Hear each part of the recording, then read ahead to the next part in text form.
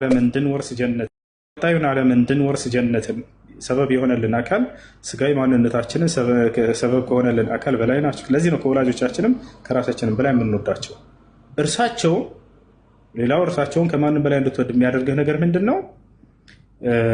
ነቢዩ ሰለላሁ ዐለይሂ ወሰለም ምን አሉ? አንድ ሐዲስ ላይ ኢነ ሊኩሊ ነቢይን ዳዕወቱን ሙስተጃባ ወኢኒ ቀድ ኢደኸርቱ ዳዕወቲ ሸፋዓተን ሊኡመቲ የውመል ቂያማ። ለእያንዳንዱ ነቢይ የየራሳቸው የሆነ ተቀባይነት ያለው አንድ እድል ዱዓ ተሰጥተው ነበር። ሁሉም እዚሁ ምድር ላይ ዱዓቸውን አድርገው ጨርሰው ሄደዋል አሉ። እኔ ግን የተሰጠችኝን ዱዓ አልጠቀማትም ምድር ላይ ብዬ ትቻታለሁኝ፣ አቆይቻታለሁኝ አሉ።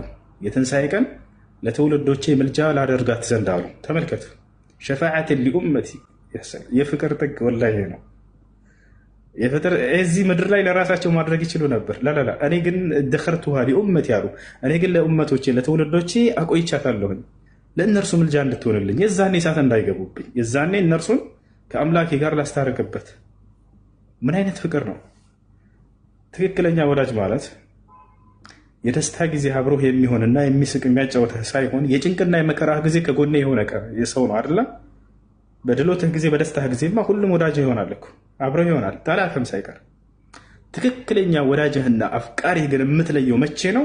የጭንቅህና የመከራህ ጊዜ ከጎንህ የሚሆን ሰው ነው። የዛኔ ሁሉም ጥሎ ይሄዳል። እውነተኛ ወዳጅህ ሲቀር የጭንቅ ሁሉ ጭንቅ ብሎ ማለት ደግሞ የትንሣኤው ቀን ጭንቅ ነው። የውመል ቂያማ ወይ ጀነት ወይ ጀሃነም ልትገባ የተዘጋጀህበት ዓለም ላይ ሳለህ ከጎንህ ቁሞ እኔ ያለሁኝ ብሎ ከጎንህ የሚያማልድል የሚለምንልህ አካል ነው። ማን ናቸው? ነቢዩ ሰለላሁ ዐለይሂ ወሰለም ናቸው።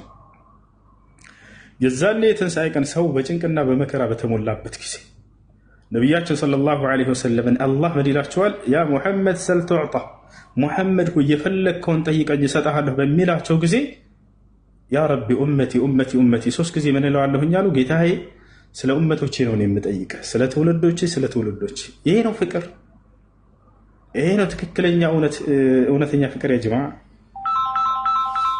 ለዚህ ነው ነቢያችን ሰለላሁ ዐለይሂ ወሰለም ከራሳችን በላይ የምንወዳቸው ማለት ነው። ገብታችኋል? ሌላም በርካታ ምክንያቶች አሉ። እነዚህ የተወሰኑት ናቸው።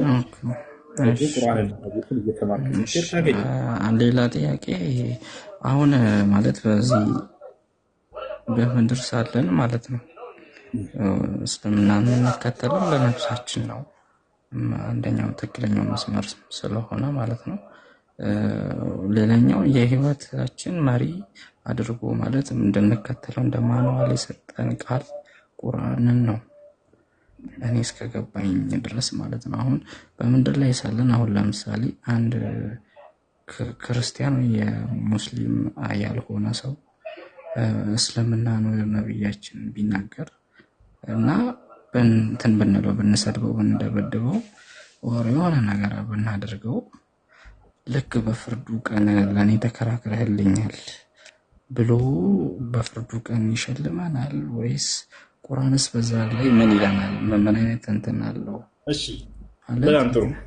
አላህና መልእክተኛውን የሚሳደብ ወይንም ዝቅ የሚያደርግ አንድ ሌላ እምነት ተከታይ ቢኖር ያን ሰውዬ ምንድነው ማድረግ ያለብን ከተባለ ማስተማር ነው። ያን ሰውዬ ማስተማር ዳዕዋ ማድረግ ነው። አይ ዝም ብዬ እየተሳደብኩ ቆያለሁ የሚል ከሆነ ይሄ ሰውዬ ስርዓት የሚይዝበትን መንገድ ምንም በእርሱ ላይ አደጋ ምናምን ሳይደርስ በቃ ይሄንን የሚከፍተውን አፉን እንዲያስተካክል የሚደረግበት መንገድን ብቻ እንትን ማድረግ ነው፣ ሰላማዊ የሆነ መንገድ እንጂ ያን ሰው ሄዶ መግደል ምን ማለት ይሄ ተገቢ አይደለም። ይሄ ከነቢያችን ሰለላሁ ዐለይሂ ወሰለም ዲፋዕ ማድረግ እንተዋለብን ከተባለ አስተምሮታቸውን ለሰዎች መግለጽ ነው። እነዚያ ሰዎች ስለ እርሳቸው ክፉ የሰሙ ሰዎች እውነቱን እንዲያውቁ እንዲረዱ ወደ እውነት እንዲመጡ ማስተማርና መግለጽ ብቻ ነው በእኛ ላይ ያለብን ግዴታ።